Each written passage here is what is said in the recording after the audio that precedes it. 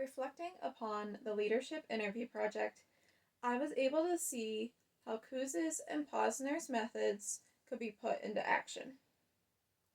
No longer just seeing their methods as guidelines, by interviewing Anthony, I realized that leadership wasn't just a role, but a lifestyle and a choice.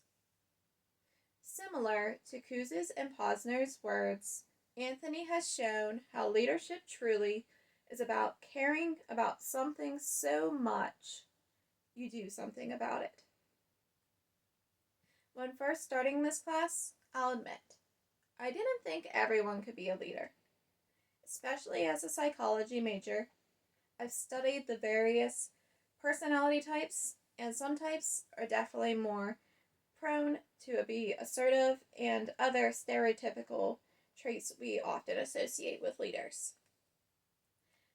Similar, from a Christian perspective, I thought some people, only some people, were called to leadership, and others not so much. Perhaps I was only meant to be a shoulder, or a knee, or a hand, but not a leader. After all, when I took the spiritual gift test, I never tested as a leader.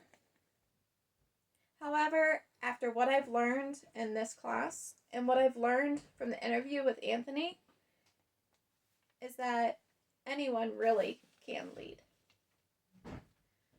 You see, Anthony's reason for becoming a leader was his drive and desire to help others, specifically the youth and young adults. You see, he didn't have that leader in his life when he was growing up. And so his drive, his desire, is to be that influence for today's youth. This drive and desire is what has inspired me to use my past to inspire and help others. Just like Anthony, I now know that if I truly care about others, or if I truly care enough, I need to do something about it.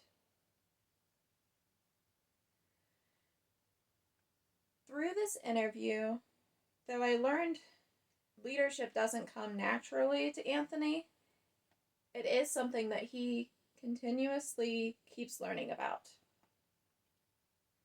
It is something that is contrary to his personality. Like me, Anthony is more introverted and rather be in the back than in the front of the crowd, so to speak. But because of his great drive and his desire to connect and to invest in others, he is able to be a great leader. One of the main concepts or character traits that I've pulled from the interview and this class that has really stuck out to me is realizing that in order to do and be my best, I must step out of my comfort zone. I can't be afraid of failure. As a perfectionist, I'm always afraid to fail. But I've learned a great leader isn't someone who never fails, but rather someone who fails over and over and over again, but chooses to always get back up. I also learned I can't just wait for an opportunity to lead, or wait until I'm ready, because truthfully, I never am gonna be ready.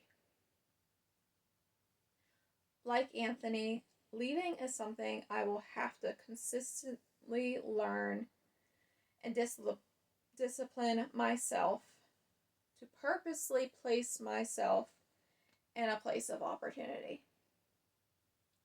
Instead of waiting for others to take the lead like I normally do, I need to say yes whenever opportunity arises.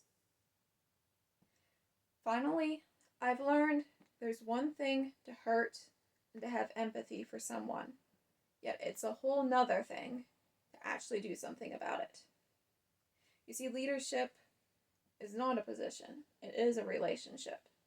And in order to maintain a relationship, we must invest in people and help them grow. How many times have I seen an opportunity to lead or to help others, but I didn't take it because I felt unqualified.